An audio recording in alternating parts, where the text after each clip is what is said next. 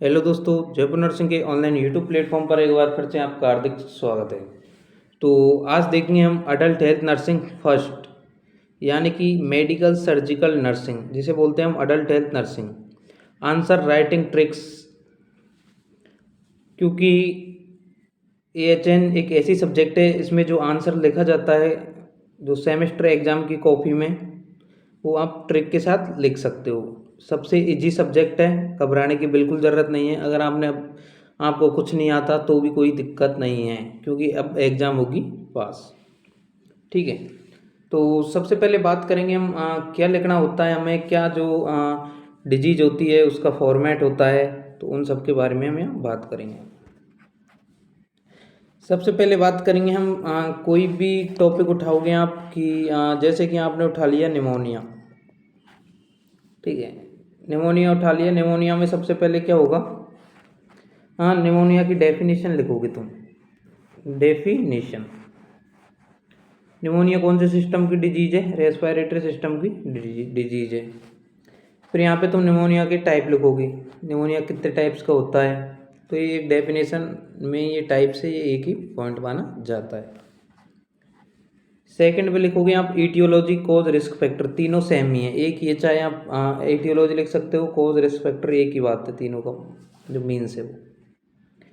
Aetiology यानी कि किन किन चीज़ों से निमोनिया हो सकता है, वो आपको यहाँ पे लिखना है। मोस्टली 6 से 7 पॉइंट आप यहाँ पे एग्जाम कॉपी में लिख सकते हो ईटियोलॉजी। बात करेंगे पैथोफिजियोलॉजी। पैथोफिजियोलॉजी के जो ये आपको काफ़ी हार्ड लगती है, काफ़ी सारे स्टूडेंट को, तो घबराने की बिल्कुल ज़रूरत नहीं है। पैथोफिजियोलॉजी जैसे आपने लिखा स्टार्टिंग में ड्यू टू ईटियोलॉजिकल कोज या फिर फैक्टर, तो ऐसे लिख के आप पैथोफिजियोलॉजी की जो वीडियो है वो मैं अपलोड कर दूंगा, वहाँ से आप पैथोफिजियोलॉजी लिख सकते हो। अब बात करेंगे हम साइन सिम्टम। तो साइन सिम्टम, निमोनिया में कौन कौन से साइन सिम्टम होंगे वो आप यहाँ पे लिख सकते हो। जैसे कोई भी बीमारी ले लो, उसके जो लक्षण दिखते हैं आपको, उनको आप यहाँ पे लिख सकते हो। डायग्नोस्टिक एवोल्यूशन, डायग्नोस्टिक एवोल्यूशन में हम निमोनिया के लिए कौन कौन सी जांच करवा सकते हैं, तो उसमें एक दो कॉमन जांच है, उनको देख लो। एक तो history collection plus physical examination, ये तो कॉमन है, ये आपको सब में लिखनी है। और निमोनिया में कौन सी करवा सकते हैं, एक रेस्पिरेटरी के तो चेस्ट एक्सरे करवाएंगे, चेस्ट एक्सरे। तो ऐसी जो जांचें हैं उनको किस में लिखनी है आपको, डायग्नोस्टिक एवोल्यूशन में। ठीक है, अब बात करेंगे हम मैनेजमेंट की, क्योंकि मैनेजमेंट का जो पोर्शन है ये काफ़ी मतलब काफ़ी मार्क्स इंक्रीज करवाता है एग्जाम में। जैसे मैनेजमेंट का, मैनेजमेंट 3 तरीके के होते हैं। MSN, सब्जेक्ट ही MSN है, मेडिकल सर्जिकल नर्सिंग। तो मेडिकल मैनेजमेंट, सर्जिकल मैनेजमेंट और nursing management. Management, medical surgical nursing, 1 2 3 MSN ध्यान रखना, medical surgical nursing management. MT का मतलब मैनेजमेंट ही है।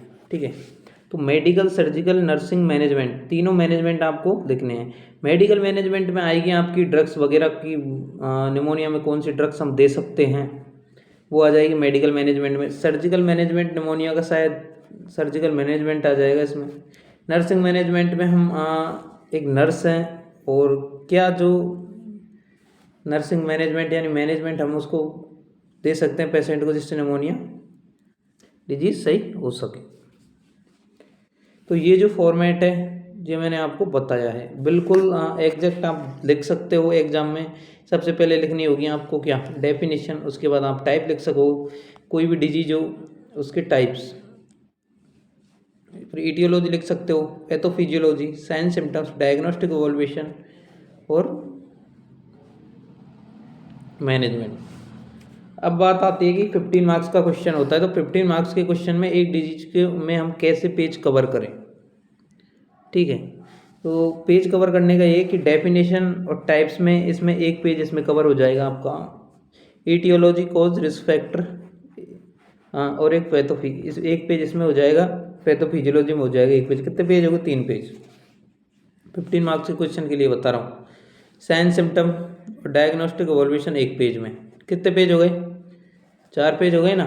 ठीक है, 4 पेज के बाद मैनेजमेंट पे आते हो आप, ठीक है। तो मैनेजमेंट में मेडिकल, सर्जिकल, नर्सिंग, 2 पेज आप इनमें आराम से भर सकते हो एग्जाम में। तो कितने पेज हो गए टोटल? 6। तो 15 मार्क्स के क्वेश्चन में आपको 6 से लेकर और 8 तक आप पेज भर सकते हो, क्योंकि बाद में फिर कॉपी कम पड़ जाती है अगर आप ज़्यादा भरोगे तो। मिनिमम 6 और मैक्सिमम 8, ठीक है। अब उसमें भी आप कम ज़्यादा लगते हो तो आराम से हम भर सकते हो। अब मैं आपको एक नोट जो कॉपी है उसकी फ़ोटो दिखाऊंगा। तो जैसे कि आप देखिएगा कि इसमें क्या AHN answer writing pattern, introduction लिख रखा है सबसे पहले, फिर definition, risk factor, pathophysiology, sign symptom और डायग्नोस्टिक एवोल्यूशन। हाँ, मैंने जो पॉइंट बताए हैं वो बिल्कुल एग्जैक्ट पॉइंट बताएं, बाकी आप उनके अलावा अगर जानते हो तो आप कॉम्प्लिकेशन भी इसमें ऐड कर सकते हो। बाकी जो मैंने ये पॉइंट ये बताए हैं ये बिल्कुल एग्जैक्ट है और यही काफ़ी रहेंगे, ठीक है। अगर आप लिखना चाहो तो medical, surgical, nursing management, diagnosis, nursing care plan भी बना सकते हो। डाइटरी मैनेजमेंट आप यहाँ पे लिख सकते हो, हेल्थ एजुकेशन भी आप यहाँ पे लिख सकते हो। लेकिन जो मैंने आपको ये पॉइंट बताए थे, ठीक है, तो ये पॉइंट में आपके जैसे 15 मार्क्स का क्वेश्चन है, प्रॉपर क्वेश्चन आपने कर दिया है तो आपको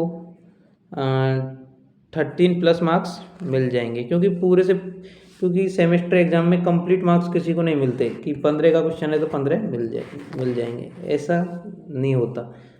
चाहे आप आपके सीनियर्स को पूछ सकते हो, ठीक है। अगर वीडियो अच्छी लगी हो तो वीडियो को लाइक करें और ज़्यादा से ज़्यादा वीडियो को शेयर करें, और प्लीज़ एक बार हमारे चैनल को सब्सक्राइब जरूर कर लें। मिलते हैं नेक्स्ट वीडियो में। थैंक यू, आज के लिए इतना ही।